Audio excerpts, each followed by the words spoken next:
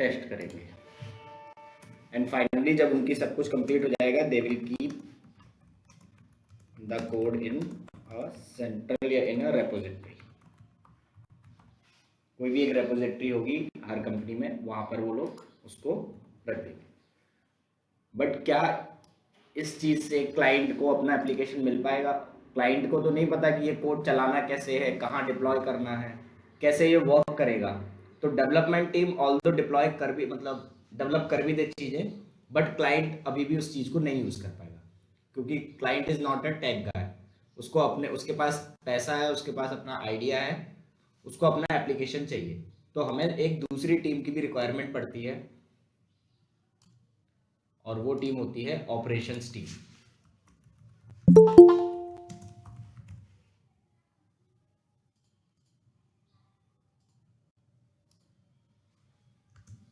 ठीक है, operations team क्या करेगी? जो इन्होंने कोड डेवलप किया, अपना कोड टेस्ट किया, जो उनके लैपटॉप में प्रॉपर्ली वर्क कर रहा है, उसको अब डिप्लॉय करेगी। डिप्लॉय मीन्स एप्लीकेशन को ऐसी जगह पे रन कराएंगे जो 24 घंटे रन कर सकता है, पूरे 365 डेज, और वो अब एप्लीकेशन क्लाइंट को डिलीवर होगा, क्लाइंट अपने कस्टमर्स को डिलीवर करेगा and they will use it.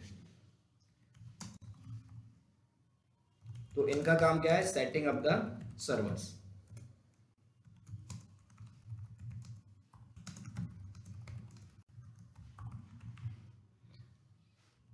आपके एप्लीकेशन को चलाने के लिए जो जो सॉफ्टवेयर्स चाहिए, पैकेजेस चाहिए, वो सारा सेटअप करेंगे वो।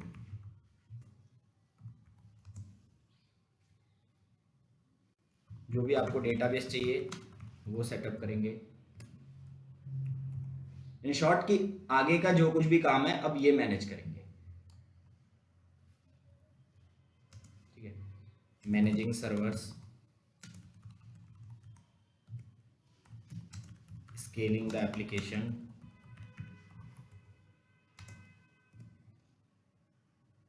और जितनी भी क्लाउड रिलेटेड एक्टिविटीज हैं, क्योंकि नाउअडेज सब क्लाउड पे ही है,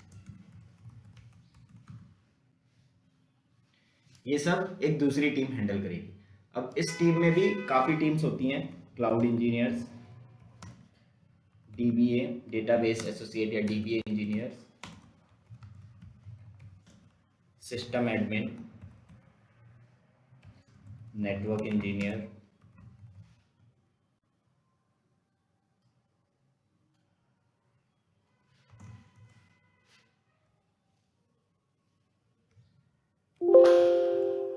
सो एक आईटी कंपनी को ये दोनों टीम्स चाहिए, तभी वो अपना एप्लीकेशन को प्रॉपरली क्लाइंट तक डिलीवर कर पाएंगे।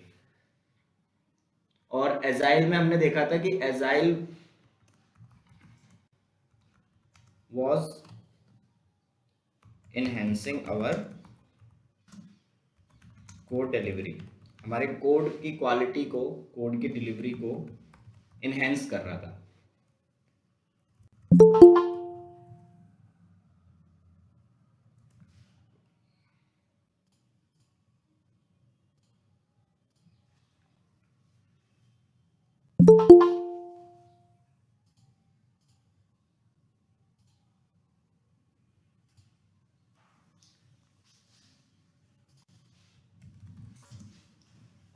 एजाइल मॉडल हमारे कोड को और अच्छा बना रहा था, कोड डेवलपमेंट को बहुत अच्छा स्मूथ कर दे रहा था, क्योंकि हमारे पास अब फ्रीक्वेंट चेंजेस करने के लिए एक टाइम फ्रेम है, हमारे पास एक मॉडल तैयार है जो फ्रीक्वेंट चेंजेस करने हो वो कर ले जाएगा। हमारा प्रोडक्ट बहुत ज़्यादा इनहेंस कर दिया था due to agile. We had SDLC smooth, हमारे सॉफ्टवेयर डेवलपमेंट को स्मूथन कर दिया था उसने। और स्मूथन अगर डायरेक्ट बोलेंगे किस किस टर्म में, तो आप कोड चेंजेस या फिर फीचर चेंजेस इजीली आप कर सकते हैं।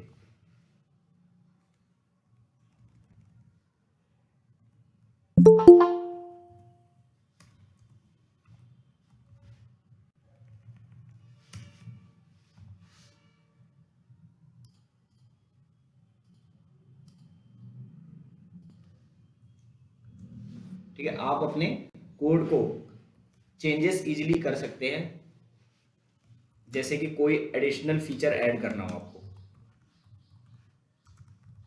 ये आप इजीली कर सकते हैं एजाइल में। कोई फीचर आपको हटाना हो, कोई फीचर आपको मॉडिफाई कराना हो, तो आप कर सकते हैं। ठीक है, आपकी टेस्टिंग बहुत स्मूथ होगी। क्यों? क्योंकि आप किसी पर्टिकुलर फीचर्स पे ही वर्क करते हैं। एसडीएलसी में क्या होता है, एजाइल में क्या होता है कि आप किसी पर्टिकुलर फीचर्स पे ही वर्क करते हैं, शुरू के 10 फीचर्स पे। अब 10 फीचर्स को ही आप डेवलप कर रहे हैं, उसमें चेंजेस करना आसान है, उसमें टेस्टिंग करना आसान है। बट जो हमारे ऑपरेशंस टीम है, they are still working on waterfall model, क्योंकि उनको वाटरफॉल मॉडल ही फॉलो करना पड़ेगा। यानी कि एजाइल मॉडल सिर्फ डेवलपमेंट तक ही वर्क कर रहा है। क्यों? क्योंकि ऑपरेशंस टीम का जो मोटिव है,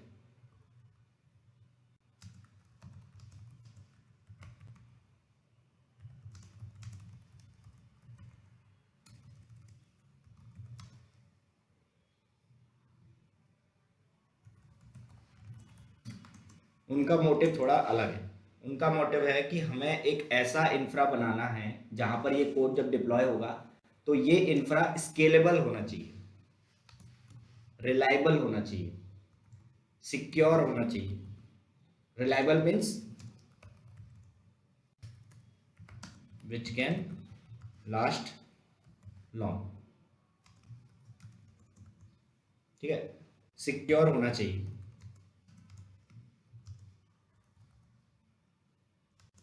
नॉट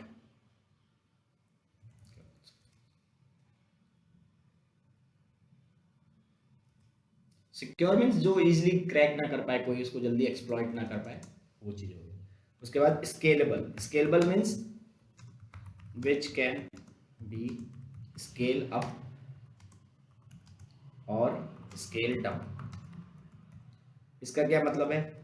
हमें एक ऐसा इंफ्रास्ट्रक्चर प्रोवाइड कराना है कि अगर हमारे क्लाइंट के पास 1 लाख कस्टमर्स आए तो वो एप्लीकेशन डाउन ना हो, वो चलता रहे। उसके पास 1 लाख से 10 लाख कस्टमर्स हो जाए तो भी वो एप्लीकेशन चलता रहे। वापस 10 लाख से 5 लाख हो तो हमारा मॉडल भी ऐसा होना चाहिए, हमारा इंफ्रा भी ऐसा होना चाहिए कि वो स्केल डाउन हो जाए। 10 लाख से 50,000 कस्टमर्स हो तो वो उसके लिए भी डाउन हो जाए।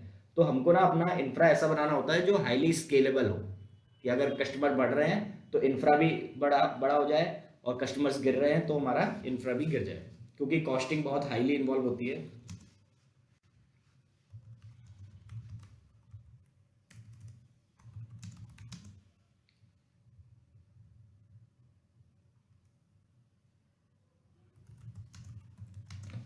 और कस्टमर्स आउटसाइड के हैं, आउटसाइड में आपको कोई भी हैकर मिल सकता है, कोई भी आपका एक्सप्लॉइट करने वाला बंदा मिल सकता है। तो ओपन इन्वायरमेंट में आप जब भी जाते हो तो आपको अपना इंफ्रा बहुत सिक्योर रखना पड़ता है, क्योंकि that can be easily hacked. तो ऑपरेशंस टीम का मेन एम होता है कि हमें ऐसा इंफ्रा डिजाइन करना है जो रिलायबल हो, जो ऐसा ना हो कि आज सही चल रहा है कल वो एरर देने लग जाए, कल सर्वर्स हमारे डाउन हो रहे हैं, कल रैम फुल हो जा रही है।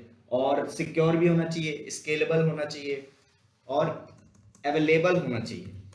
Available means very less down time.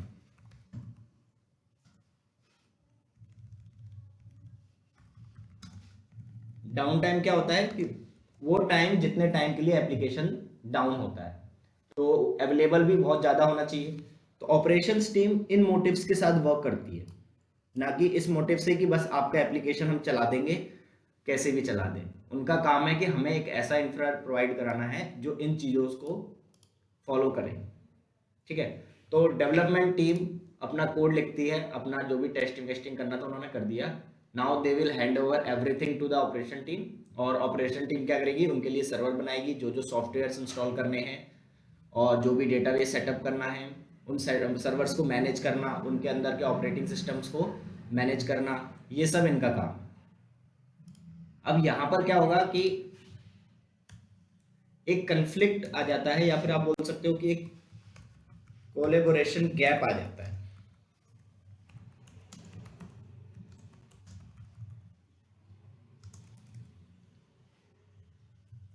कैसे आता है? देखो, इन्होंने बोला कि हमारा कोड बन गया, हमारा कोड टेस्ट हो गया और हमने अपनी मशीन पे चला लिया, हमारा कोड तो एकदम बढ़िया चल रहा है। तो ये लोग तो कोड अपनी मशीन पर एक बार चलाकर देख लेते हैं, ठीक है। इन्होंने अपने मशीन पे कोड चला के बोला कि ये लो, हम आपको एक मैनुअल दे रहे हैं, आप इसको पढ़िए और जो जो चीज़ें हमको रिक्वायरमेंट है आप वो सारा सेटअप कर दीजिए एक सर्वर पे और वो चीज़ डिप्लॉय कर दीजिए। बट ऐसा नहीं होता कि इन्होंने जो जो बोला वो इन्होंने तुरंत कर दिया, क्योंकि इनके पास जो सर्वर है, देखो इन्होंने अपना लैपटॉप यूज किया, मे बी वो विंडोज का था, ठीक है, मे बी वो मैक का हो, बट सर्वर जो आपको 90% सर्वर जितने भी मिलेंगे वो सारे मिलेंगे आपको लिनक्स बेस्ड, ठीक है। तो सर्वर जब क्रिएट करेगा ऑप्स टीम वाले क्लाउड की हेल्प से करें या अपने खुद के सर्वर्स को यूज करें, जब वो अपने लिए सिस्टम बनाएंगे, सर्वर मीन्स एक ऐसा कंप्यूटर जो 24 आवर्स क्रॉस 7 365 डेज ऑन रह सकता है विदाउट एनी इशू। तो इन्होंने जब सर्वर बनाया तो सपोज इन्होंने ले लिया लिनक्स, अब लिनक्स सर्वर लिया और उन्होंने जो जो मैनुअल दिए थे उस मैनुअल को पढ़ने के बाद जो जो सॉफ्टवेयर्स इंस्टॉल किए वो सॉफ्टवेयर्स में भी इसके अंदर वर्क ना करें, ठीक है। हो सकता है वर्क कर जाए, वर्क कर गया, उन्होंने बोला अब आप इसको बिल्ड करिए एप्लीकेशन को और डिप्लॉय कर दीजिए। डिप्लॉय करने का मतलब एक ऐसी जगह पे उसको रन करा दीजिए कि वो चलने लग जाए, और जब ये चल जाएगा तो ये जो सर्वर का यूआरएल है इसको आप डोमेन से मैप करा दीजिएगा, एक डोमेन मैपिंग हो जाएगी और डोमेन किसको प्रोवाइड किया जाएगा? क्लाइंट को, ठीक है। और this domain will be provided to client. तो क्लाइंट को सिर्फ डोमेन से मतलब होता है, उसको ना जावा आती है ना पाइथन आता है, वो नहीं जानता इंफ्रा क्या होता है, सर्वर क्या होते हैं, वो बस इतना जानता है कि मुझे एक डोमेन चाहिए, उस डोमेन पे मेरी वेबसाइट चलती हुई दिखनी चाहिए और वो मेरे एंड यूजर्स यूज कर पाए, ठीक है। अब इन्होंने जो सर्वर बनाया उस सर्वर में इनको ये पॉइंट्स भी अचीव करने हैं और उनको इनका जो भी एप्लीकेशन है उसे डिप्लॉय भी करना है। अब इन्होंने बोला जावा 11 होना चाहिए, इन्होंने जावा 11 इंस्टॉल कर दिया। इन्होंने कहा मैवन से बिल्ड कर दो, इन्होंने मैवन से बिल्ड कर दिया। इन्होंने कहा डेटाबेस सेटअप कर देना, माई सीक्वल, पोस्टग्रेस, मारियाडीबी, जिस टाइप का सीक्वल लेना चाहते हैं इन्होंने वो कर दिया। फिर भी एप्लीकेशन चलते वक्त फट गया, यानी कि एप्लीकेशन डिप्लॉयमेंट फेल हो गई। तो ये लोग क्या बोलेंगे कि हमारे यहाँ तो सही एकदम प्रॉपर्ली वर्क कर रहा है, you can check. Operation team क्या कहेगी? जो आपने मैनुअल दिया है हमने उसी को फॉलो किया है, जो भी एक्टिविटीज आपने बोली हमने वो सारी एक्टिविटी की है, हमारा एम है ये चीज अचीव करना, हमने वो चीज अचीव किया हुआ है। क्योंकि इनको ऐसा सर्वर बनाना है जो सिक्योर हो, हाईली अवेलेबल हो, हाईली सिक्योर हो, स्केलेबल हो और उसकी मेंटेनेंस भी इजीली हो जाए। तो इनके और इनके बीच में कोलैबोरेशन गैप आ गया, क्योंकि इनको डेव साइड कोई नॉलेज नहीं है और डेवलपमेंट टीम को ऑपरेशन साइड कोई भी नॉलेज नहीं है।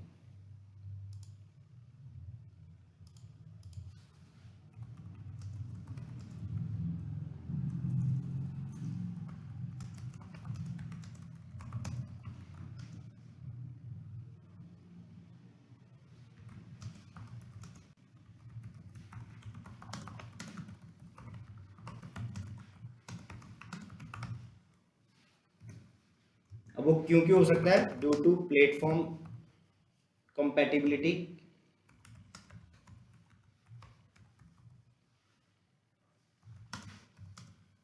Due to highly secure infra, इसकी वजह से भी हो सकता है एप्लीकेशन हमारा प्रॉपर्ली वर्क ना करे।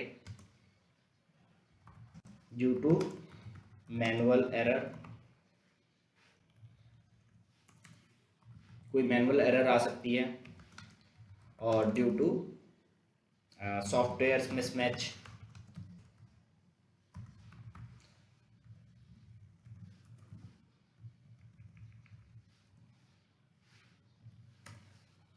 तो इस टाइप की काफ़ी प्रॉब्लम्स आती है और उसका मेन रीज़न क्या है? ऑप्स टीम को नॉलेज नहीं होती, ops team do not have knowledge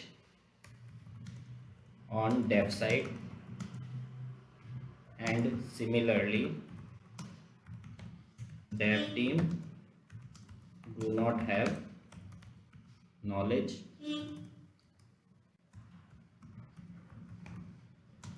on op side, इनको ऑपरेशन साइड कोई नॉलेज नहीं है और उनको डेव साइड कोई नॉलेज नहीं है, और इसकी वजह से क्या हो रहा है, दिस लीड्स टू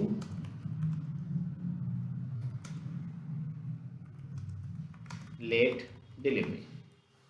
ठीक है, और इसकी वजह से आपके प्रोडक्ट की डिलीवरी लेट हो रही है, क्यों? क्योंकि वो सर्वर पे जाके वो चीज चल नहीं रही है।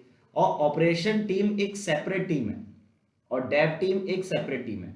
ऑपरेशन टीम का काम है पूरी कंपनी के लिए ये सर्वर्स वगैरह मैनेज करना, पूरा नेटवर्किंग मैनेज करना, सिस्टम एडमिन जो होते हैं वो मैनेज करना, डेटाबेसेस मैनेज करना।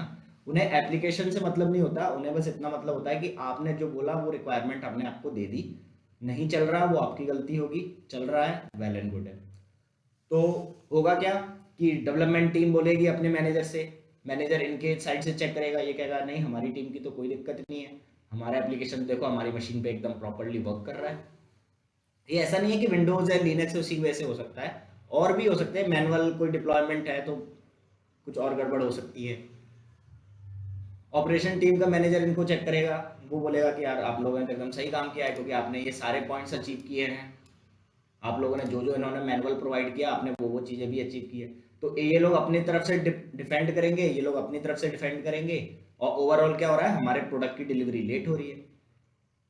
ठीक है, तो ये जो गैप है, ये गैप क्यों हो रहा है? क्योंकि इन दोनों टीमों को एक दूसरे के काम की कोई भी नॉलेज नहीं है, तो इनको नहीं पता कि हमारे एप्लीकेशन में इस साइड से कोई गड़बड़ है या इनके साइड में एप्लीकेशन की वजह से कोई गड़बड़ है।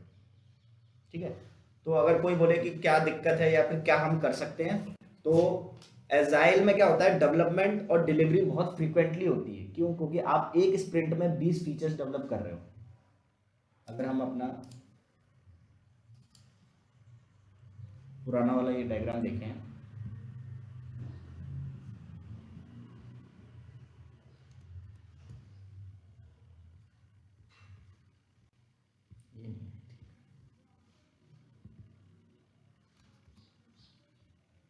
ठीक है, तो आपको क्या करना है, इस स्प्रिंट में 30 फीचर्स डेवलप करने हैं। तो आपको डेवलपमेंट फास्ट करना है, टेस्टिंग भी फास्ट करनी है, और आपको डिप्लॉयमेंट भी फास्ट करनी है कि पहला फीचर रेडी हो गया, सेकंड फीचर रेडी हो गया, और हम उसको डिप्लॉय कर करके देखते हैं। तो हो क्या रहा है कि डेव और टेस्टिंग एजाइल मॉडल में बहुत फ्रीक्वेंट होती है। फ्रीक्वेंट होने की वजह से ऑप्स टीम को डिप्लॉयमेंट भी बहुत फ्रीक्वेंट करना पड़ रहा है, और जब आप फ्रीक्वेंट डिप्लॉयमेंट करते हो तो एरर आने के ज़्यादा चांसेस है। तो हो क्या रहा है कि in agile model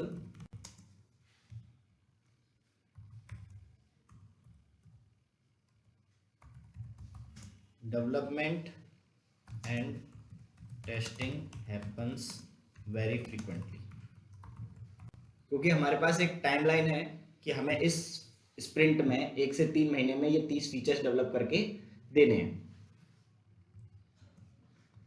So there should be better collaboration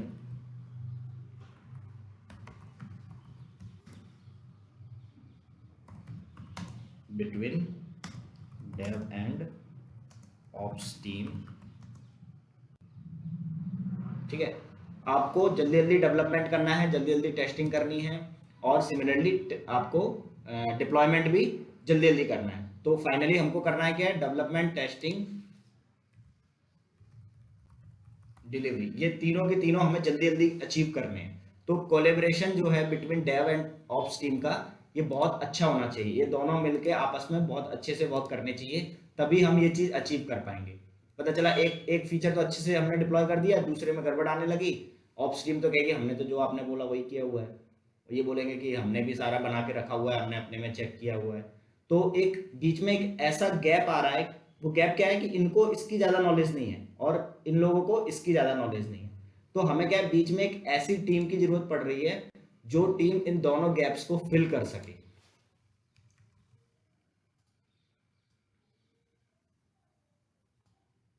और वो कौन सी टीम है? DevOps। ठीक है, तो अभी तक हम प्रॉब्लम देख रहे थे, उसके बाद अब आए हैं कि डेवऑप्स क्या है और क्यों वर्क कर रही है या क्या कर दिया डेवऑप्स ने। तो डेवॉप्स टीम क्या कर रही है कि डेवॉप्स टीम के पास जो बंदे होते हैं, डेवॉप्स वो कल्चर इंट्रोड्यूस करेगा जिस कल्चर की वजह से इन दोनों के बीच में कोलेब्रेशन बहुत अच्छा हो जाएगा। ठीक है, these guys have knowledge in both development side as well as in operation side. ठीक है, ये ऐसा इन्वायरमेंट सेटअप करेंगे कि एप्लीकेशन अगर इनके पास चल गया है तो वो मेक श्योर है कि अब यहाँ भी चलेगा ही चलेगा। अगर इनका डेटाबेस सेटअप है, इफ दे कैन एक्सेस, तो वो डेटाबेस अब एप्लीकेशन का भी एक्सेस होगा ही होगा। तो डेवॉप्स टीम का काम है एक ऐसा इन्वायरमेंट सेटअप करना, एक ऐसा कल्चर सेटअप करना कंपनी में दैट विल मेक्स या that will reduce the gaps between the teams and this will leads to the faster delivery. तो अब अगर मेरे से कोई पूछता है कि व्हाट इज डेवॉप्स, तो हम यहां पर बोल सकते हैं कि DevOps is a culture which is introduced, कौन इंट्रोड्यूस करता है? DevOps team, which is introduced by DevOps team and this helps to reduce the SDLC of product। ये प्रोडक्ट की लाइफ साइकिल को रिड्यूस कर देगा and increase the quality of product. ये इसकी एक्चुअल डेफिनेशन होगी। उसके बाद और अगर पॉइंट लिखना चाहता हो तो ये लिख सकते हैं कि it fills the gap between dev team and ops team. It fills the gap between dev team and ops teams by creating a better collaboration.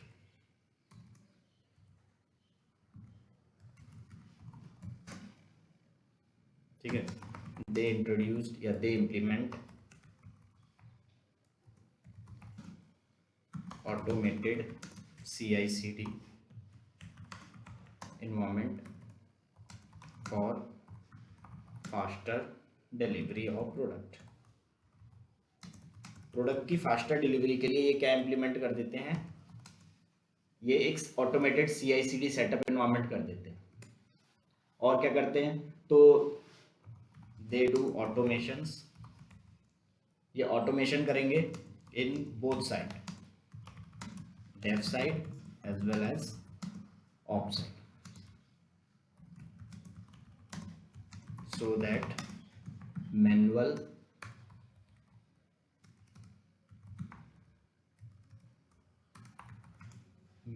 errors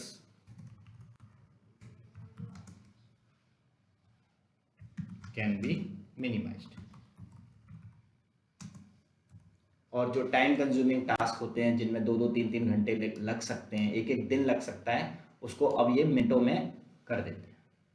और हर कंपनी का क्या एम है कि उनके कस्टमर्स हैप्पी रहें। अभी क्या हो रहा था, देखो डिलीवरी लेट हो रही थी, अब डिलीवरी लेट होगी तो जो अभिषेक की वेबसाइट है वो लेट बनेगी, अभिषेक को गुस्सा आएगा, उसके कस्टमर्स लूज हो रहे हैं। तो वो तो चाहता है कि मेरा ऐसा क्लाइंट मिले मुझे जो मेरे प्रोडक्ट की डिलीवरी फास्ट दे और मेरा प्रोडक्ट इतना अच्छा हो, डेव साइड भी और प्लस ऑपरेशन साइड भी। ऑपरेशन साइड कैसा अच्छा होना चाहिए? तो it should have these features. Dev side कि आप उस हर एक फीचर्स को अच्छे से डेवलप करो, अच्छे से टेस्ट करो, सिक्योरिटी वाइज बग्स फ्री हो, इश्यूज फ्री हो, एक्सप्लॉइटेबल ना हो। ये सब कोई भी क्लाइंट चाहता है कि ये सारे फीचर्स मेरे प्रोडक्ट में हो। तो डेवऑप्स टीम वो इन्वायरमेंट सेटअप कर रही है पूरी कंपनी में, वो कल्चर सेटअप कर रही है जिसकी वजह से ओवरऑल SDLC की लाइफ साइकिल रिड्यूस हो रही है, प्रोडक्ट की क्वालिटी इंप्रूव हो रही है। और now this DevOps team is evolving into DevSecOps। तो अब आप देखोगे कहीं कहीं पे तो आपकी ये डेवऑप्स टीम DevSecOps बन गई है। या इसके और भी लोग बोलते हैं, अलग अलग फीचर्स बोल सकते हो DevSecOps। कहीं कहीं पे कंपनी के पास मशीन लर्निंग के ज़्यादा वो है तो वहाँ पर वो लोग अपने आप को MLOps बोलते हैं। कहीं कहीं पे डेटा का ज़्यादा काम है तो वो लोग अपने आप को डेटा ऑप्स बोलते हैं। कहीं कहीं पे गिटऑप मतलब गिट का पूरा प्लेटफॉर्म है, गिट पे ही वो लोग कोड करते हैं, गिट पे ही गिटहब की पाइपलाइंस वगैरह बनाते हैं। मोस्टली काम उनका गिटहब इंटरप्राइजेस से होता है, तो दे कॉल देमसेल्फ गिटऑप्स।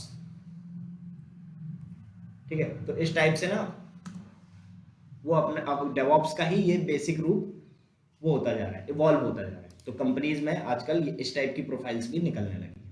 फिर अगर जो डेवऑप्स इंजीनियर साइट को मेंटेन करने में ज़्यादा हेल्प करेगा, जो ये आपकी अब सर्वर्स हैं, इन सर्वर्स को मैनेज करना, डोमेन्स को मैनेज करना, स्केलेबिलिटी पे ज़्यादा ध्यान देना, तो वही प्रोफाइल धीरे धीरे इवॉल्व होके SRE बन जाएगी, साइट रिलायबिलिटी इंजीनियर।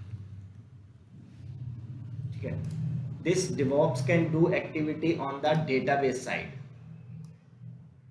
ठीक है, तो ये जो DBA engineer, system engineers, network engineers हैं, now they are also getting replaced by DevOps।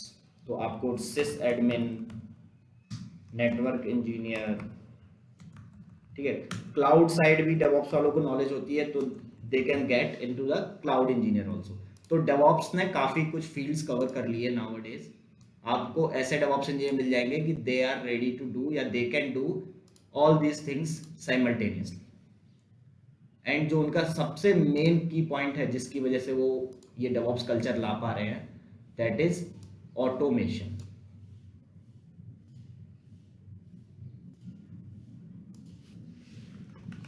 क्योंकि डिलीवरी लेट किस वजह से हो रही थी? ऑटोमेशन। ऑटोमेशन जैसे कि CI/CD सेटअप करना, डॉकराइज करना, एप्लीकेशंस को डॉकराइज करना, पूरा का पूरा इंफ्रास्ट्रक्चर को एज ए कोड डेवलप कर देना। तो अब आपको क्लाउड पे मैनुअल वर्क करने की जरूरत नहीं है। तो इस टाइप की चीज़ें, कुबरनेटीज वगैरह, ये सब बहुत अच्छे से वो लोग हैंडल कर ले रहे हैं, जिसकी वजह से DevOps कुछ ज़्यादा ही पॉपुलर है मार्केट में। और इनफैक्ट 2026 तक दिस इज़ वेरी बूमिंग। तो ये सेक्टर या ये वैकेंसी काफ़ी बूम कर रही है। तो DevOps टीम, कोई बोले व्हाट इज DevOps, तो DevOps is not any tool, DevOps is not any automation. It is a culture which is introduced in the company by the DevOps engineer to increase the product quality, to reduce the SDLC life cycle, to bottleneck, to reduce the bottleneck between the teams, to reduce the collaboration between the to reduce the gaps between the teams and make it highly collaborative. तो अब क्या होता है, इनकी वजह से सारी teams आपस में मिलजुल कर काम करती है। तो ये टीम्स आप देखेंगे मल्टीपल टीम से कनेक्टेड रहती हैं। ये क्लाउड इंजीनियर से भी बात कर रहे होते हैं, ये नेटवर्क इंजीनियर से भी कनेक्टेड रहते हैं, ये ऑपरेशंस टीम से, DBA इंजीनियर से, डेवलपमेंट टीम से, QA टीम से। तो जितनी भी मोस्टली टीम्स होंगी, डेटा एनालिस्ट टीम्स हैं, उनकी क्या रिक्वायरमेंट्स है, ये लोग उनके साथ कोलैबोरेट करते हैं और वो चीज़ों को ऑटोमेट करते हैं, वो चीज़ें इंप्लीमेंट करते हैं, जिससे कि ओवरऑल कंपनी की प्रोडक्टिविटी बढ़े। और कंपनी का मेन मोटिव क्या है कि उनके क्लाइंट्स खुश रहें। और क्लाइंट कैसे खुश होगा? जब वो जो हम जो उनके लिए प्रोडक्ट बना रहे हैं वो अच्छा बने, फास्टर डिलीवरी हो, सपोर्ट अच्छा रहे, ये सब चीज़ें वो अचीव कर देते हैं। अब थोड़ा बहुत क्लियर हुआ व्हाट इज DevOps?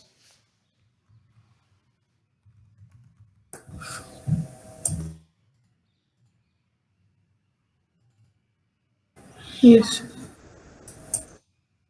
तो dev team, operations team, these are the two major teams in any company. ठीक है, इन्हीं के अंडर में आप जितनी भी टीम्स देखते होंगे वो इसी के अंडर में आती हैं।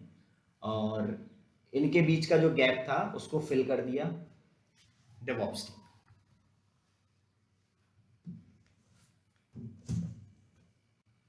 क्लियर है? Yes. तो DevOps is not any tool, ठीक है, दे यूजेस सम टूल्स। तो अगर मेरे से कोई बोलता है कि what DevOps team is doing, ठीक है, आपने ये बोल दिया कि कल्चर सेटअप कर रहे हैं, तो ऐसा क्या कर रहे हैं? तो DevOps team use some tools.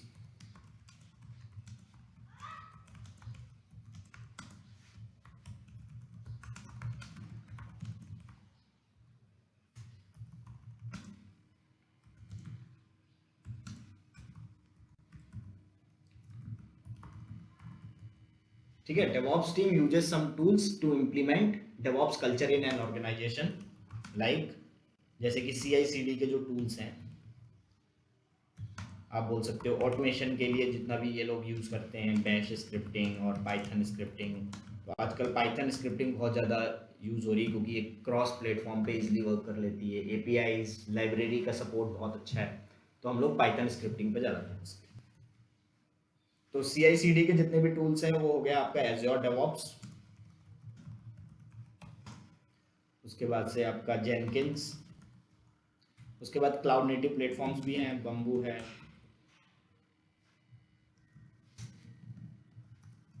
Multiple tools हैं, बट सबका एम एक ही होता है CI/CD को अचीव करना, ऑटोमेशन करना, देन क्लाउड को क्लाउड टास्क बोल सकते हो कि क्लाउड के टास्क, क्योंकि क्लाउड सेटअप तो रहता ही है पहले से।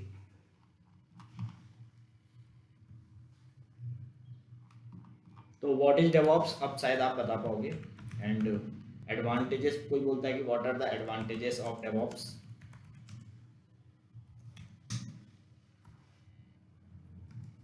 तो आप बोल सकते हो कि रैपिड डिलीवरी ऑफ प्रोडक्ट,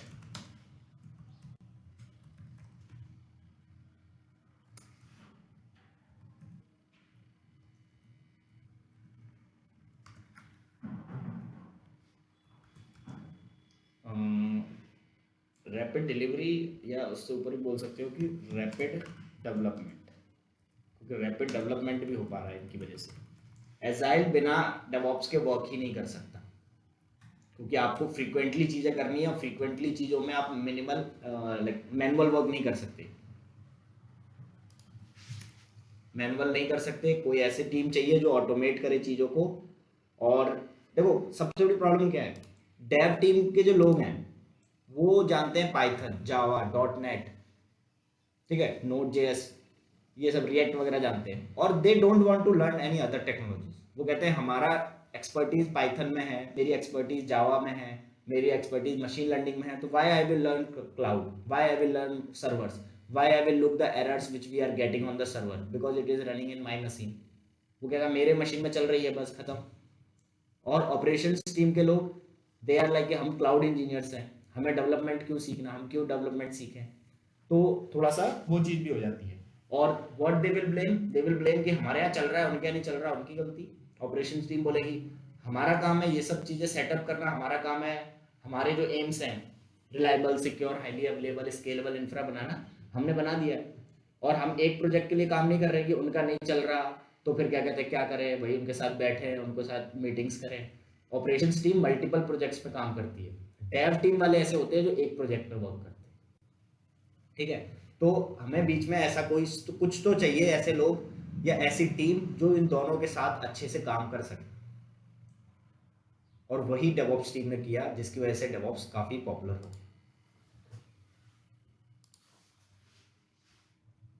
अभी ऐसा है कि कोई ऐसी कंपनी नहीं होगी जो एजाइल फॉलो ना कर रही हो, क्योंकि एजाइल डेवलपमेंट को बहुत स्मूथ कर देता है, बहुत एडवांस कर देता है, और एजाइल बिना डेवऑप्स के चल ही नहीं सकता। तो जहां भी एजाइल है वहां डेवऑप्स होगा ही होगा।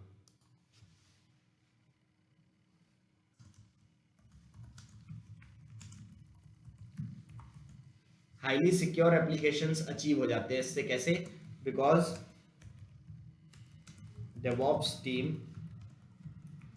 implement all security aspects या all security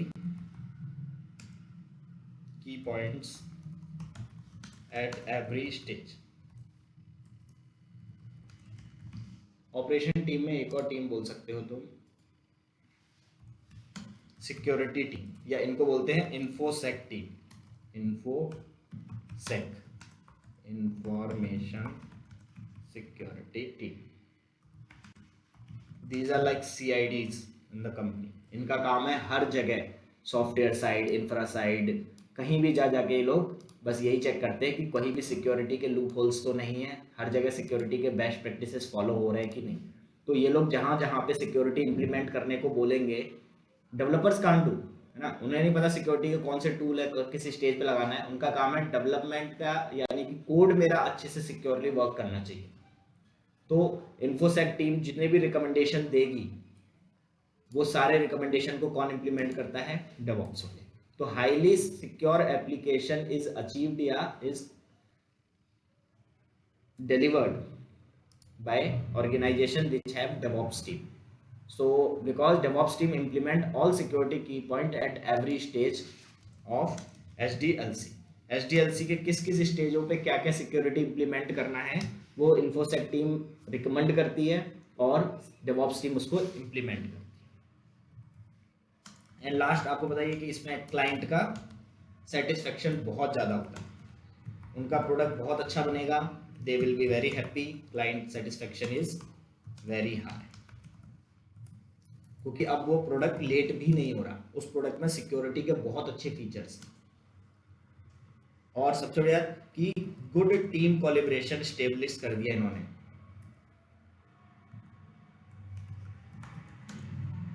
good team collaboration environment is setup in company या इन ऑर्गेनाइजेशन, ये इन्होंने सेटअप कर दिया।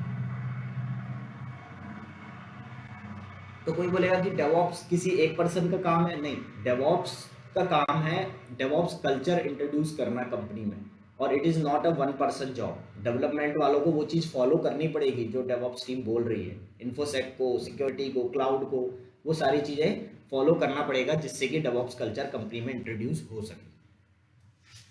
ठीक है, तो इतना कुछ अभी तक हमने इंट्रोडक्शन में देखा।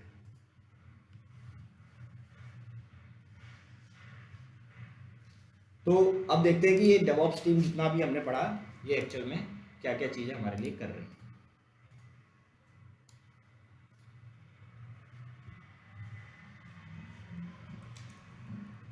In order to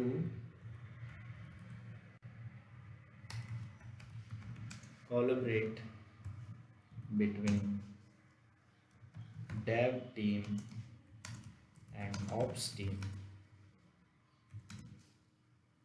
DevOps team uses some tools, some processes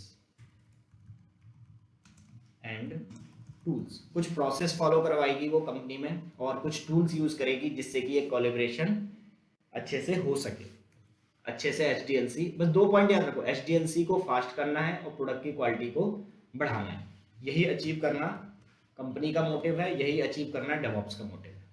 तो डेवऑप्स टीम कुछ प्रोसेसेस डिजाइन करेगी कंपनी में, कुछ टूल्स डिजाइन करेगी जो सबको फॉलो करने होंगे जिससे कि ये चीज हो सके।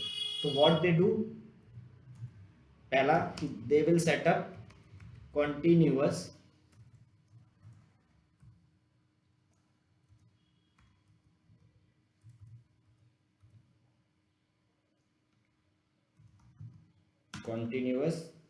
Development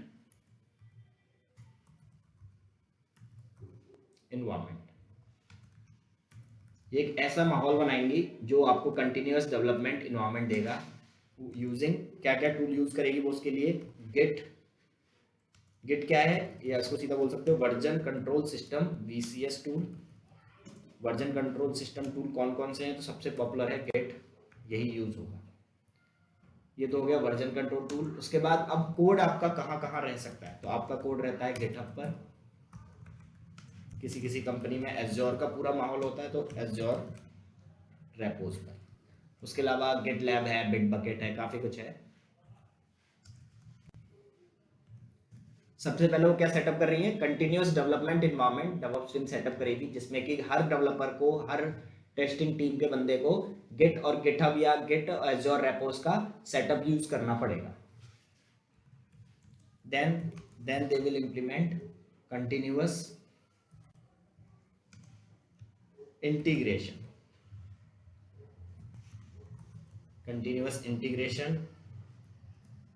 continuous integration environment। continuous integration environment का मतलब है they will design the pipeline, और उस पाइपलाइन में क्या होगा कि every single commit done by dev team will be built and tested। क्या कर रहे हैं कि कुछ भी नया आपने डिजाइन किया, आपको वो चीज कमिट करनी पड़ेगी रेपोजिटरी पे, किसको, डेवलपमेंट टीम को, और वो चीज बिल्ड होगी, टेस्ट होगी। यानी कि अगर जो भी हम लोग ये 30 फीचर डिजाइन कर रहे हैं, इस 30 फीचर में 10 लाइन भी आपने लिखी तो आपको कहाँ पे सेट वो पुश करना पड़ेगा, रेपोजिटरी पे। रेपोजिटरी पे पुश करने के बाद वो चीज बिल्ड करके देखी जाएगी। बिल्ड मीन्स उसको जो भी आउटपुट जनरेट करना था वो आउटपुट जनरेट हो रहा है कि नहीं। अगर वो बिल्ड हो गई सक्सेसफुल तो आप टेस्ट करोगे, यानी कि for every single line of code this build and testing will be done for every single commit, और हर कमिट में जितनी भी लाइन होंगी सबके लिए वो चीज फॉलो होगी। अभी इसको देखेंगे डिटेल में क्या है ये। Every single commit done by Dave team will be build and tested, और दिस शुड बी ऑटोमेटिकली, क्योंकि अब ये मैनुअल चीजें हम लोग हटा रहे हैं। डेवऑप्स टीम का काम ही है मैनुअल चीजों को हटाना। अर्लियर ये चीज मैनुअली होती थी। अब क्या है कि जो भी हमने नई चीज बिल्ड की, टेस्ट की, उसको करना है अब हमें डिलीवर। कंटिन्यूअस डिलीवरी या कंटिन्यूअस डिप्लॉयमेंट, ये दोनों वर्ड आते हैं। तो CI/CD जिसको बोलते हैं वो ये दो चीजें हैं। तो कंटिन्यूअस इंटीग्रेशन का मतलब क्या है, इंटीग्रेट करना। इंटीग्रेट मतलब आपको 30 फीचर बनाने हैं, आपने एक फीचर बना लिया, उसको बिल्ड करके देखो, उसको टेस्ट करके देखो वो सही है, ठीक है।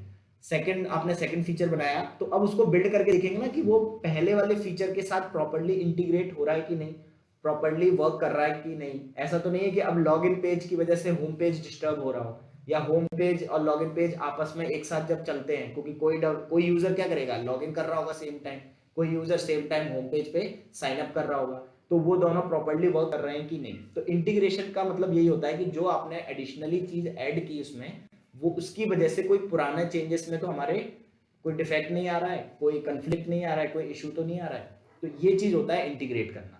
तो हमको एक ऐसा एनवायरनमेंट सेटअप करना है जो कंटिन्यूअस इंटीग्रेशन करे for a single line of code या फॉर अ सिंगल कमिट। अब कंटिन्यूअस डिलीवरी या डिप्लॉयमेंट, इसका मतलब क्या है, every single commit will be diploid on, कहां डिप्लॉय करना है इसको, डेव एनवायरनमेंट पे and stage environment, QA environment. QA environment का मतलब क्या है, ऐसी जगह पे देखो, एप्लीकेशन लिखने से थोड़ी ना पता चलेगा कि एप्लीकेशन चल रहा है कि नहीं, एप्लीकेशन को चला के देखना पड़ेगा। आपने होम पेज डिजाइन कर दिया, आप होम पेज चलाओगे तभी तो देख पाओगे। तो हमें ये चीज चला के देखने के लिए एक एनवायरनमेंट बनाना पड़ेगा। तो डेवलपर जिस एनवायरनमेंट को यूज करेंगे या जिस मशीन को या जिस जगह पे अपने एप्लीकेशन को देखेंगे उसको बोलेंगे डेव एनवायरनमेंट।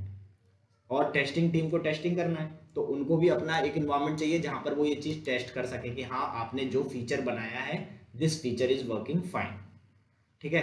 अब डेव एनवायरनमेंट और क्यूए एनवायरनमेंट अगर समझने में दिक्कत आ रही है तो थोड़ा सा हम इसको देख लेते हैं। देखो कैसे होता है, आप एक सर्वर लेते हो, सर्वर यानी एक ऐसी मशीन जो 24 आवर्स चल सकती है। इस पे आपने सेटअप किया डेटाबेस, तो इस मशीन को क्या बोलेंगे, डेटाबेस सर्वर, ठीक है। उसके बाद आपका फ्रंट एंड या बैक एंड डिजाइन होगा तो आप क्या बोलोगे उसको, एक दूसरी मशीन पे होगा उसको बोलेंगे बैक एंड सर्वर। इस पे आपके एप्लीकेशन का बैक एंड पार्ट चल रहा है। एक एप्लीकेशन के 2 या 3 या माइक्रो सर्विसेज बेस्ड प्रोजेक्ट है तो मल्टीपल पार्ट्स हो सकते हैं। कभी कभी ये तीनों चीज आपको एक ही मशीन पे मिल जाएगी, कभी कभी ये चीज आपको अलग अलग मिलेगी। आपने दूसरी मशीन ली, उस पर क्या डिप्लॉय कर दिया, फ्रंट एंड, तो फ्रंट एंड सर्वर कहलाएगा उसको, ठीक है। और अब क्या होगा, ये जो पार्ट है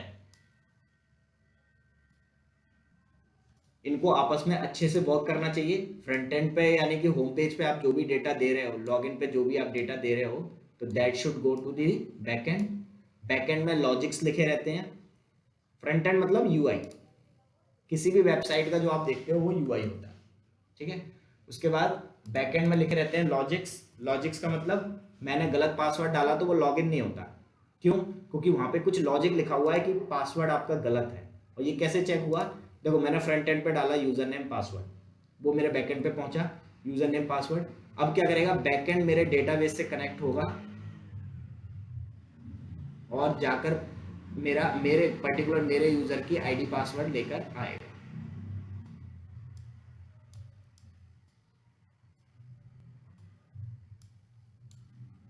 ठीक है, वो मेरे यूजर की आईडी पासवर्ड लेकर आएगा और मैच करेगा कि जो एंट्री मैंने डाली है और जो मेरे डेटाबेस में सेव है क्या वो सही है तो मैं लॉगिन कर जाऊंगा, गलत है तो बोलेगा पासवर्ड इज इनकरेक्ट।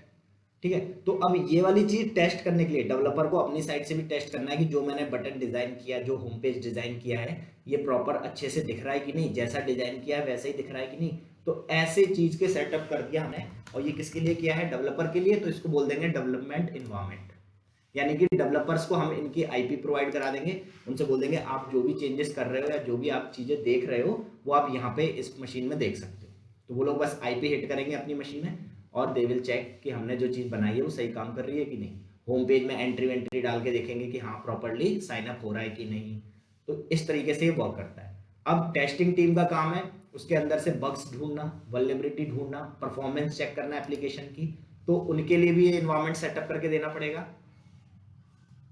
ठीक है, तो इन्वायरमेंट सेटअप करने का क्या मतलब है कि वो मशीन वगैरह उनके लिए भी बनानी पड़ेगी। तो ये कौन सा इन्वायरमेंट कहलाएगा, क्यूए इन्वायरमेंट। किसके लिए है ये, टेस्टिंग टीम के लिए। इनको भी ऐसी मशीनें वगैरह बना के देंगे, कहेंगे आप चेक कर लो, क्योंकि उनके भी कुछ टूल्स होते हैं जिससे वो चेक करते हैं, सेलेनियम वगैरह। तो हम लोग उनके लिए भी ये सेटअप बनाकर दे देंगे। तो इन्हीं को बोलते हैं इन्वायरमेंट। ठीक है, तो जनरली 4 इन्वायरमेंट होते हैं, dev environment, QA environment, stage environment, UAT जिसे बोलते हो, उसके बाद प्रोडक्शन इन्वायरमेंट। प्रोडक्शन इन्वायरमेंट वो इन्वायरमेंट है जहां पे लाइव अब कस्टमर्स उसको यूज करेंगे। ठीक है, तो वो हाईली सिक्योर होना चाहिए, हाईली अवेलेबल होना चाहिए, हाईली हमारा स्केलेबल होना चाहिए प्रोडक्शन, क्योंकि उसको रियल यूजर्स यूज कर रहे हैं। तो ये वर्ड समझ में आया कि अब हर कमिट को जो आपने नए चेंजेस लिखे कोड में, किसने, डेवलपर ने, वो लोग अपने इन्वायरमेंट पे देखेंगे। जैसे उस डेवलपर ने क्या किया, पहले एक फीचर बनाया था तो एक फीचर को उसने चला के देख लिया, क्यूए टीम ने क्या किया, इस एक फीचर पे अपनी टेस्टिंग कर ली। अब दूसरा फीचर डेवलप हुआ तो कोड को बिल्ड करके देखा जाएगा कि वो पुराने फीचर्स के साथ प्रॉपर्ली इंटीग्रेट हो रहा है कि नहीं हो रहा है, तो टेस्टिंग चालू करेंगे। तो अब ये प्रॉपर्ली चेक कैसे होगा, तो डेवलपर क्या करेगा, अब चेक करेगा मेरे दोनों फीचर्स प्रॉपर वर्क कर रहे हैं कि नहीं। ऐसे ही क्यूए टीम टेस्टिंग करेगी कि अब ये दोनों फीचर्स प्रॉपर्ली चल रहे हैं कि नहीं, कोई दिक्कत तो नहीं है। सिमिलरली जब 10 फीचर होंगे, 20 फीचर होंगे, तो आप लोग एक बार में थोड़ी ना पूरा कोड लिखने के बाद पुश करोगे, डेवलपर्स की बात हो रही है। वो लोग क्या करते हैं कि एक पर्टिकुलर पार्ट लिखने के बाद कोड को पुश कर देते हैं। इनफैक्ट दिन में 10 बार पुश करते हैं वो कोड। पुश करने का मतलब है अपने लैपटॉप से कोड को एक रेपोजिटरी पे पुश कर देना, एक रेपोजिटरी पे भेज देना।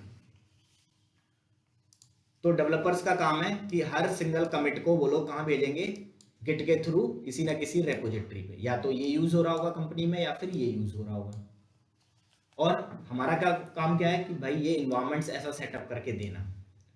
तो इन दोनों वर्ड्स में डिफरेंस क्या है ना। तो देखो जहां पर चेंजेस आपने चेंज किया, आपने कोड को पुश किया, पुश करते ही वो बिल्ड होगा, टेस्ट होगा, और वो टेस्ट कहां पे जाके चेक होंगे, डेव इन्वायरमेंट पे और क्यूए इन्वायरमेंट्स पे। तो अगर आपके खुद के प्रोजेक्ट्स हैं, कंपनी के खुद के प्रोडक्ट हैं या इंटरनल प्रोजेक्ट हैं, तो वो वर्ड कहलाता है डिप्लॉयमेंट।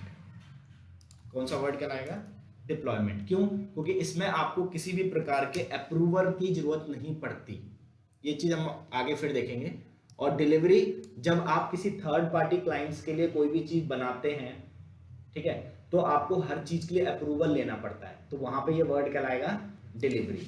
तो delivery is for third party projects, deployment is for company या इंटरनल प्रोजेक्ट।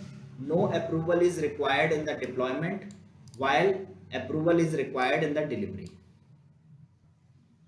ठीक है, ये 3 चीजें हो गई, continuous development, continuous integration, continuous delivery, और इन्हीं दोनों को मिला के बोलते हैं हम लोग CI/CD।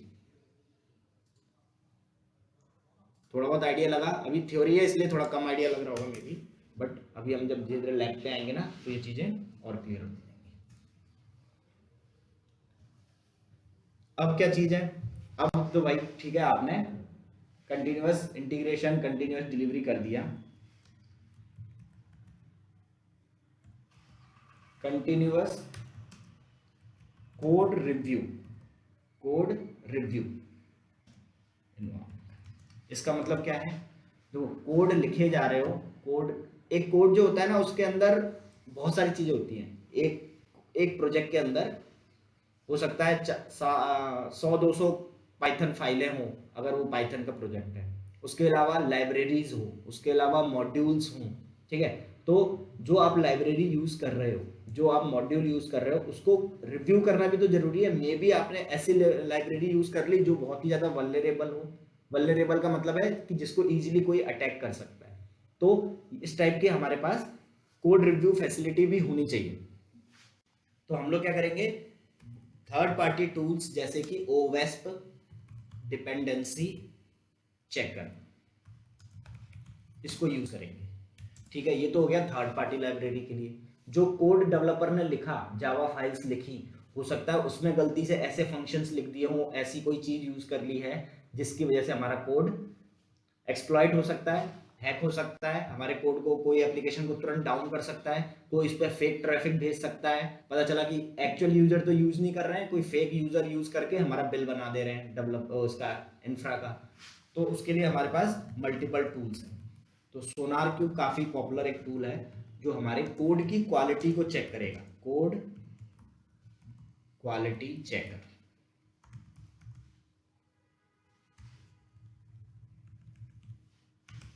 To check code quality.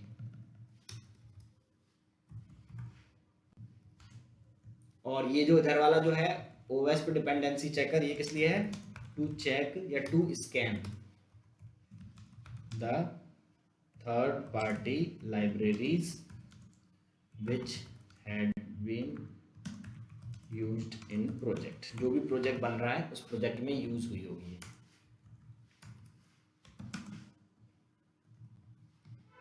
ठीक है, सोनार क्यूब क्या कर रहा है, हमारे कोड को चेक कर रहा है, to check the code quality और to scan the code quality. अगर उसमें कोई भी इशू आता है हमारे कोड में कि भाई यहाँ पर आपका कोड हैक हो सकता है, यहाँ पे आपके कोड को कोई एक्सप्लॉइट कर सकता है, तो हम वो डेवलपर को वापस बोलेंगे कि इसको फिक्स करिए। तो ये इन्वायरमेंट भी कौन सेटअप करेगा, डेवऑप्स वाले। तो डेवऑप्स वाले क्या कर रहे हैं, एक प्रोसेस डिजाइन कर देंगे, एक इन्वायरमेंट डिजाइन कर देंगे। वही इन्वायरमेंट फॉलो करना है पूरी ऑर्गेनाइजेशन में, जिससे कि एचडीएलसी बहुत अच्छे से वर्क करे, प्रोडक्ट की क्वालिटी बहुत अच्छी बने। ठीक है, हम अपने कस्टमर्स को सेटिस्फाई कर पाए, हमारे कस्टमर्स हैप्पी रहें, वो हैप्पी रहेंगे, हमारी कंपनी को रेवेन्यू अच्छा जनरेट होगा, रेवेन्यू अच्छा जनरेट होगा तो सबकी ग्रोथ अच्छी होगी। उसके अलावा तो ये तो हो गया हमारा डेव साइड पे। ठीक है, कोड रिव्यू करना, हमारा सीआई सेटअप करना, सीडी सेटअप करना, कंटिन्यूस डेवलपमेंट इन्वायरमेंट सेटअप करना। उसके अलावा कंटिन्यूस या कंटेनराइजेशन करना एप्लीकेशंस को, ये भी हमारा ही काम है, कंटेनराइजेशन इन्वायरमेंट। यानी कि all the applications should be dockerise. Dockerise means containerise बोल सकते हो। डॉकर एक टेक्नोलॉजी है जिससे कि हम अपने एप्लीकेशंस को प्लेटफॉर्म फ्री बना सकते हैं। हम अपने एप्लीकेशन को कहीं भी ले जाएंगे ना, अगर वो एक बार एक मशीन में चल गया, उसके बाद अब वो आप किसी भी दुनिया की मशीन में ले जाओ, मैक में, उसके बाद लिनक्स में, विंडोज में, वो सब जगह चलेगा। तो ये कंटेनराइजेशन इन्वायरमेंट्स करना, या फिर all the application should be containerise. ठीक है, इससे क्या होगा कि वो चीजें और स्मूथली वर्क करेंगी। अब आपको टेंशन नहीं रहेगी कि यार इस मशीन पे चल गया, इस मशीन पे नहीं चल रहा प्रोजेक्ट। मे बी इस मशीन पे आपने जावा 11 ले ली थी, इस मशीन पे गलती से जावा 13 है, इसमें माइक्रोसॉफ्ट का विजुअल स्टूडियो C++ नहीं है, इसमें ये लाइब्रेरी मिसिंग है, तो इसमें ये चीज़ मिसिंग है, इसमें आप लेटेस्ट वर्जन यूज़ कर रहे हो। ये सब बहुत कन्फ्लिक्ट आते हैं, और कन्फ्लिक्ट ऐसा आता है कि कोई भी उस चीज़ को फिक्स नहीं करना चाहता, वो बस ब्लेम करना चाहते हैं। वो बोलते हैं हमारे यहाँ तो वर्क कर रहा है। तो उस चीज़ को मिनिमाइज करना, ये जो ब्लेमिंग गेम है पूरी ऑर्गेनाइजेशन में, इसको रिड्यूस करना, इसको हटाना, यही डेवऑप्स वालों का एम है। क्योंकि उन्हें पता है कि ये चीजें हट गई तो सब चीज स्मूथ चलेगी। उसके बाद से ऑर्केस्ट्रेशन टूल सेटअप करना, ऑर्केस्ट्रेशन टूल्स सेटअप करना, जैसे कि क्यूबरनेटीज।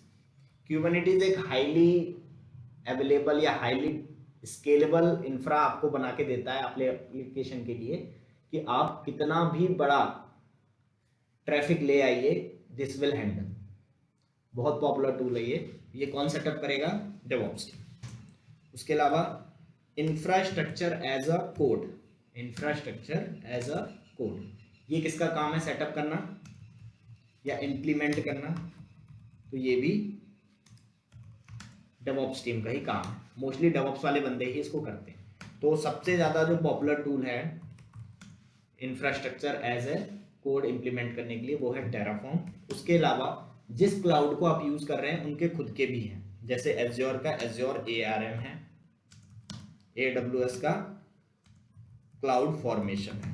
तो जिसका भी हम लोग क्लाउड यूज़ करते हैं या तो हम उनका यूज़ कर सकते हैं। ये ओपन सोर्स है।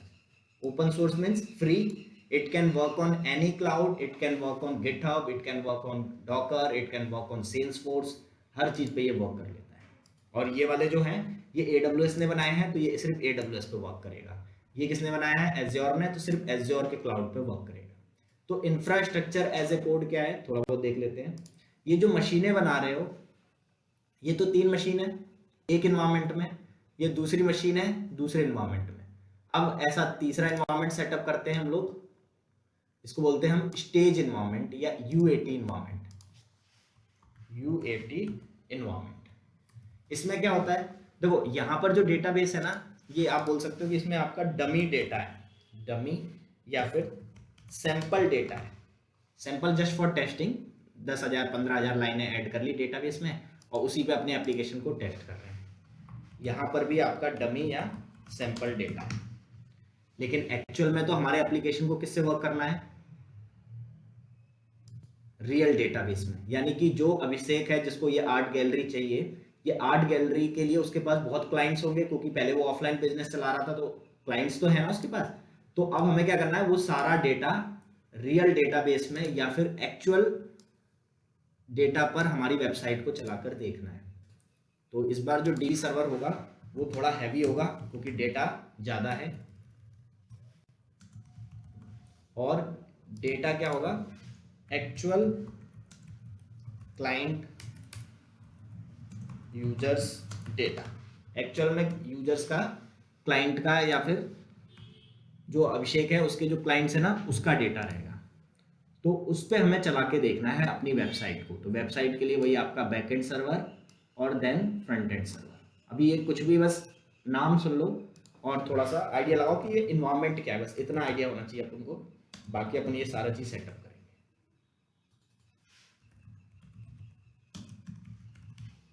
तो मैं बहुत लेमन लैंग्वेज यूज कर रहा हूँ, जिससे कि अगर कोई हिंदी मीडियम का हो या कोई नॉन IT बैकग्राउंड का हो उसको समझ में आए, ठीक है। बाकी जब अपन मॉक इंटरव्यूज वगैरह जब करेंगे वहां पे आपको स्टैंडर्ड लैंग्वेज यूज करनी पड़ेगी।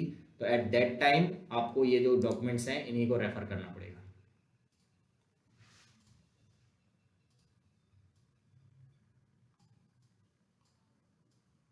तो फ्रंट एंड बैकएंड से बात करता है, बैकएंड DB से बात करता है और DB रिस्पॉन्स देगा।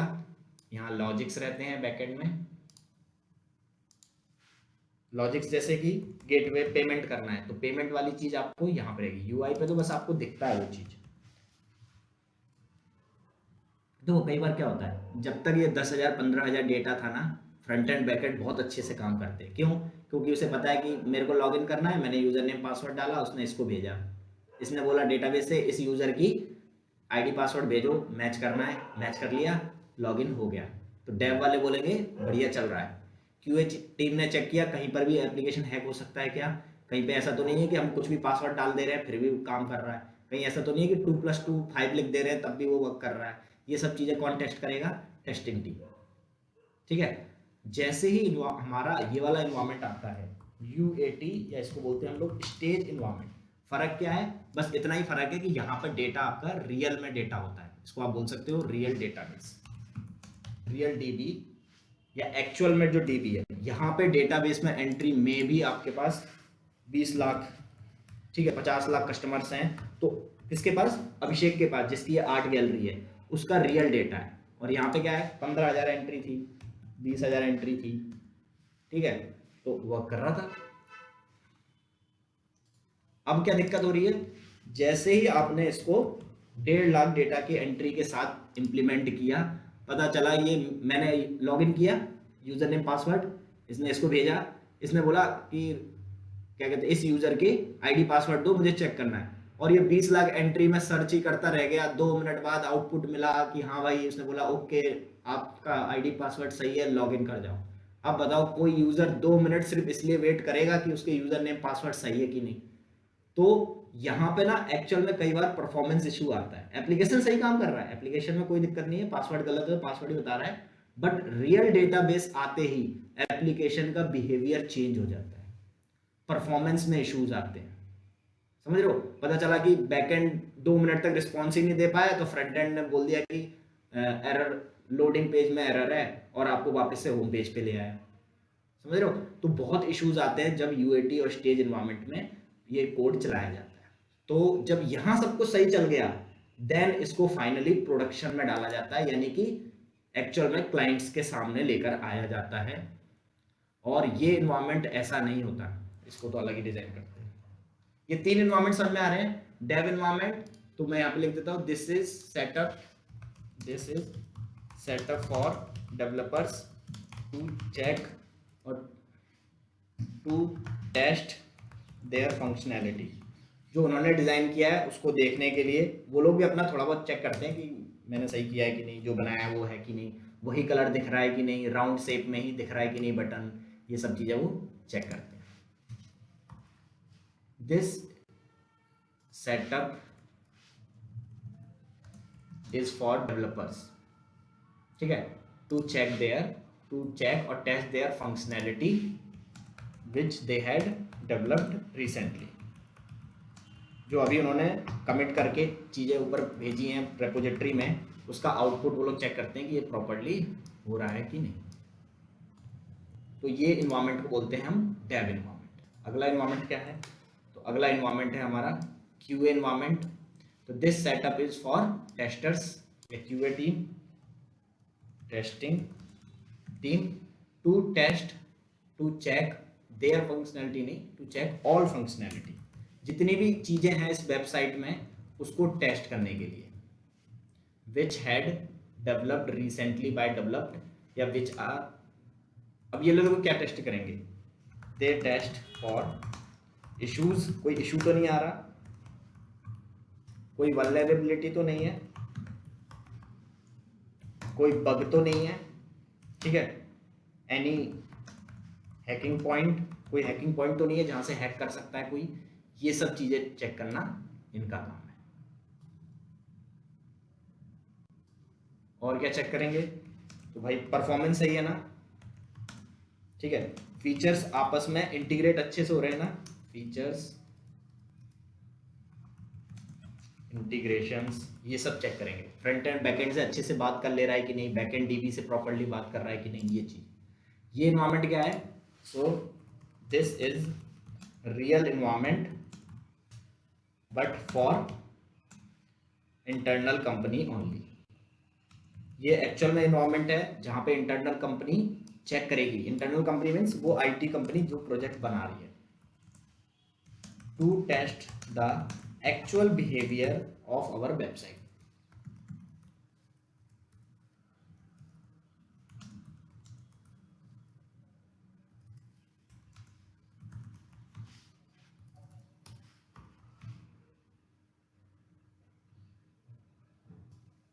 ठीक है, यहां पे अगर हमारी चीजें सही चल गई तो हम समझ लेते हैं कि हाँ हमारा सारा सेटअप अच्छा हुआ है।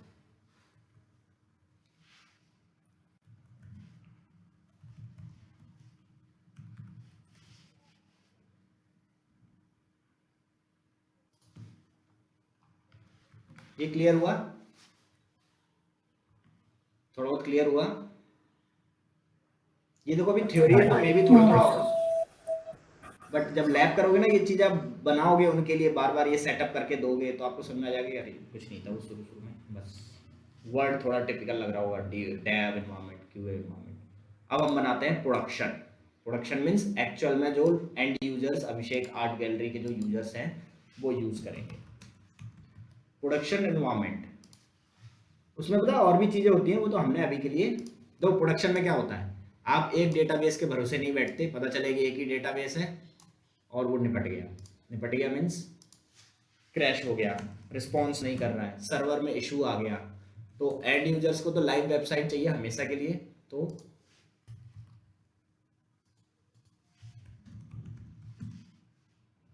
एक सर्वर हम लोग नहीं रखेंगे।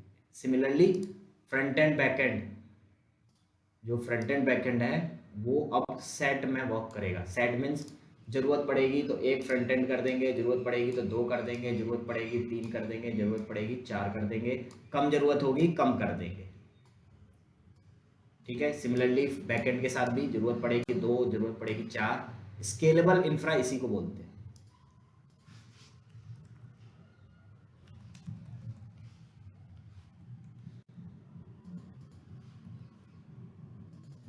तो क्योंकि प्रोडक्शन है, ऐसा ना हो कि वो सर्वर डाउन हो गया तो हमारी वेबसाइट एक्सेसिबल ही नहीं हो रही।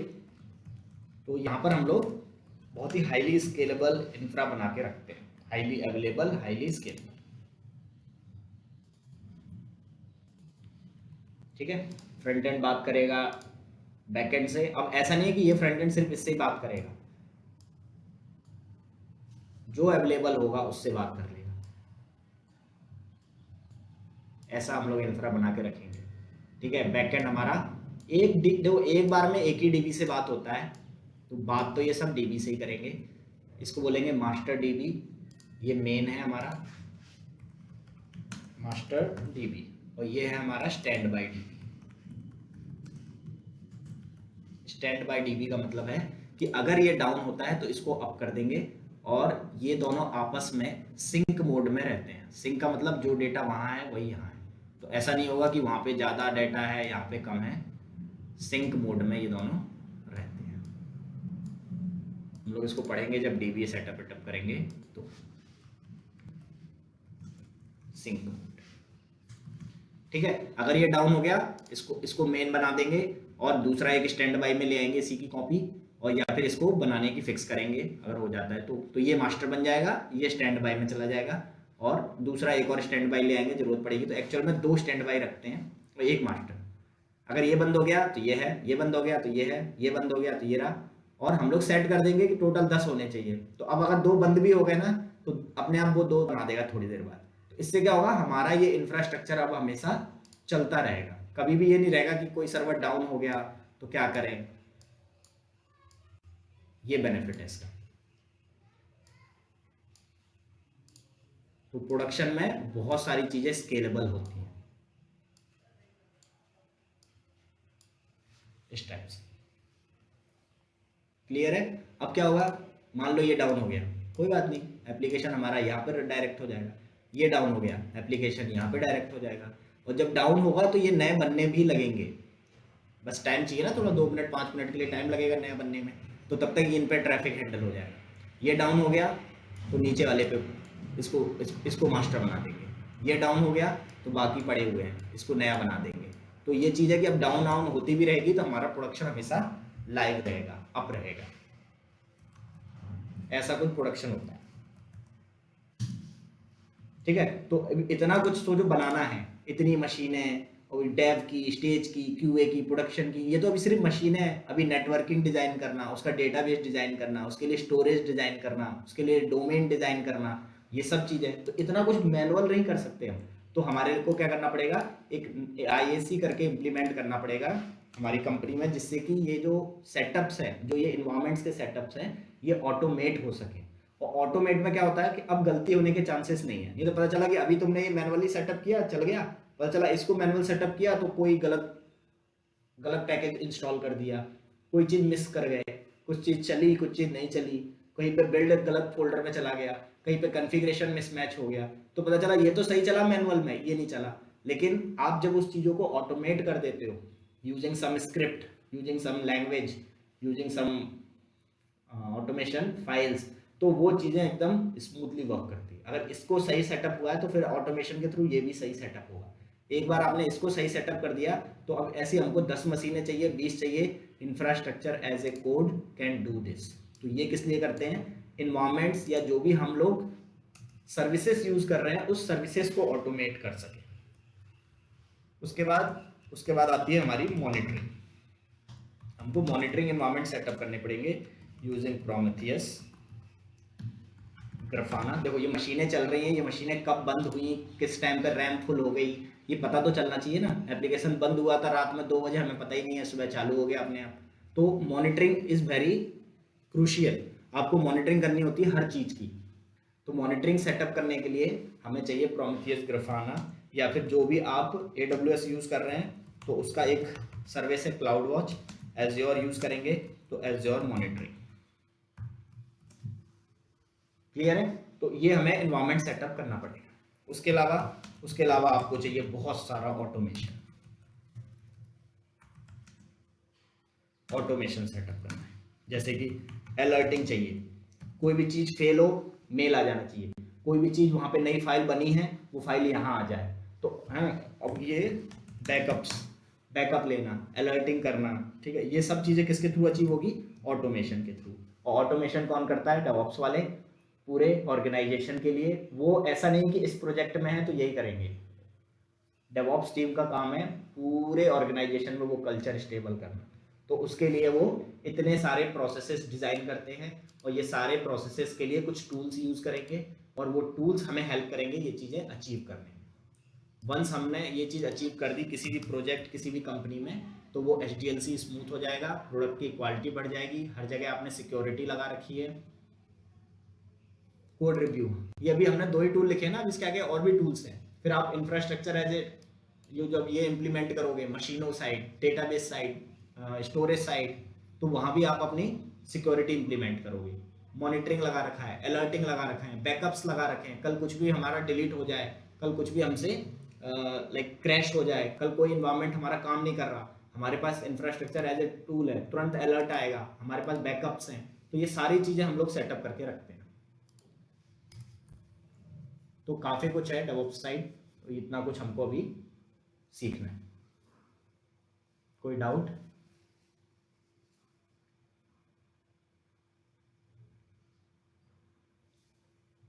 अभी एक चीज़ और है इसमें, मॉनिटरिंग से पहले कॉन्फ़िगरेशन। देखो मशीनों में सॉफ्टवेयर भी तो इंस्टॉल करने होते हैं। अब एक मशीन तो है नहीं, एक इन्वायरमेंट तो है नहीं, 4 इन्वायरमेंट, 10 मशीनें, 50 मशीनें, तो सब जगह कॉन्फ़िगरेशन करना हो। कॉन्फ़िगरेशन का मतलब सॉफ्टवेयर इंस्टॉल करना, सॉफ्टवेयर अपडेट करना, ठीक है, OS अपडेट करना। तो ये सब कैसे करेंगे हम? Configuration setup, configuration tool use करेंगे। तो इसके लिए सबसे फेमस टूल है एनसिबल, वो इस बार हम लोग कवर करेंगे। ठीक है, तो कॉन्फ़िगरेशन टूल सेटअप के थ्रू क्या हो रहा है? कॉन्फ़िगरेशन सेटअप होगा, यानी कि पहले हम मैनुअली जो इस मशीन में जाके, फ्रंट एंड मान लो किस पे चलता है हमारा, JS पे, तो हमें क्या चाहिए? नोड चाहिए, Node.js चाहिए, उसके बाद से npm चाहिए, ठीक है। बैकएंड अगर जावा का है तो जावा चाहिए, जावा के एप्लीकेशन में चलाने के लिए टॉमकैट चाहिए, ठीक है, कुछ लाइब्रेरीज चाहिए, तो ये सब चाहिए। अब आपको यही चीज बार बार इतनी मशीनों पे करनी है एक इन्वायरमेंट में, ऐसे 4 इन्वायरमेंट, ऐसे 10 प्रोजेक्ट, इतनी जगह पे मैनुअल तो कर नहीं सकते। पता चला MySQL इंस्टॉल करना था 8.0.5, आपने इसमें तो कर दिया 8.0.5, इसमें कर दिया 8.1.5, तो नहीं चलेगा। तो कॉन्फ़िगरेशंस को सेट करना, कौन सा पोर्ट ओपन करना है, कौन सी कॉन्फ़िगरेशन फाइल किस फोल्डर में पहुंचानी है, तो ये सब चीजें किसके थ्रू अचीव करेंगे हम लोग? एनसिबल के थ्रू। तो Ansible is a configuration management tool which is used to configure auto like multiple servers automatically. तो ये हमारा कंप्लीट पैकेज है डेवऑप्स का। और ये जो हम लोग ऑटोमेशन करेंगे, अलर्टिंग करेंगे, बैकअप्स करेंगे, वो हम लोग किसके थ्रू करेंगे? पाइथन स्क्रिप्टिंग के थ्रू। तो इतना कुछ हमको पढ़ना है इस पूरे पैकेज में। किसी को कोई डाउट है तो पूछ सकते हैं। आज इंट्रोडक्शन की क्लास हमारी खत्म हो रही है। 2 दिन अभी सिर्फ इंट्रोडक्शन चला है, ठीक है। तो हमको क्या क्या पढ़ना है? सबसे पहले तो एक क्लाउड पढ़ना है, जो हम पढ़ेंगे एज़्योर क्लाउड। क्यों? क्योंकि मशीनें बनाना, ये डेटाबेस बनाना, ये सब क्लाउड के थ्रू होता है। उसके बाद पढ़ेंगे हम एज़्योर डेवऑप्स। किस लिए? तो ये हमारा हेल्प करेगा CI/CD सेटअप करने में।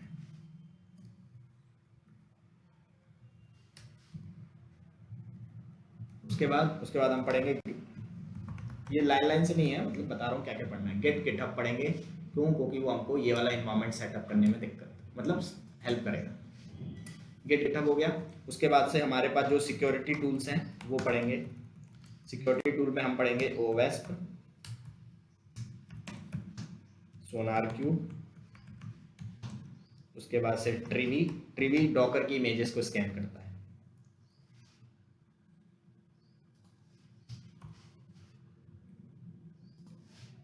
उसके बाद से हम लोग सीखेंगे डॉकर जो कंटेनराइजेशन करेगा।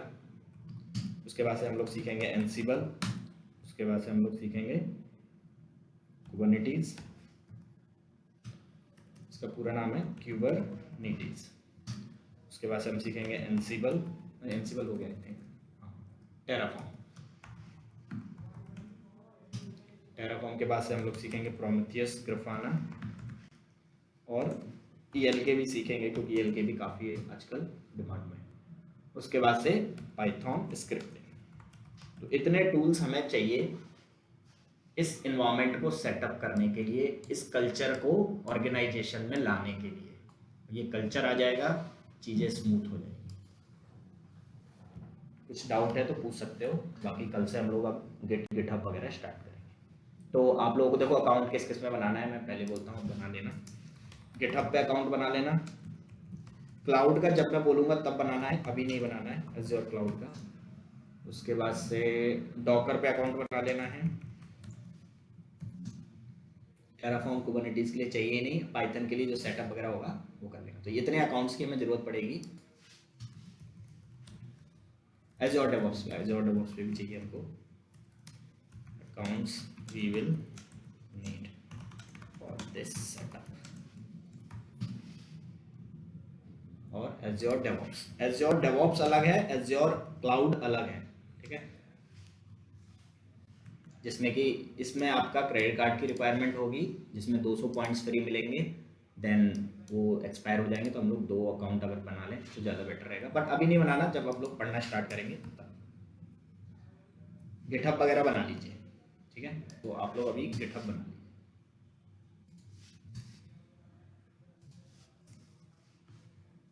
कोई डाउट? ये थोड़ा बहुत समझ में आया? ये थोड़ा बहुत भी आया बहुत है, क्योंकि अभी ये दिख नहीं रहा है, क्योंकि लैब नहीं है ना ये, तो ऐसा लग रहा होगा कि क्या सर्वर, क्या फ्रंट एंड, क्या बैक एंड। बस इतना समझिए, वेबसाइट के 2 पार्ट होते हैं, फ्रंट एंड बैक एंड, और एक तीसरा चीज होती है। Hello, Yes, sir.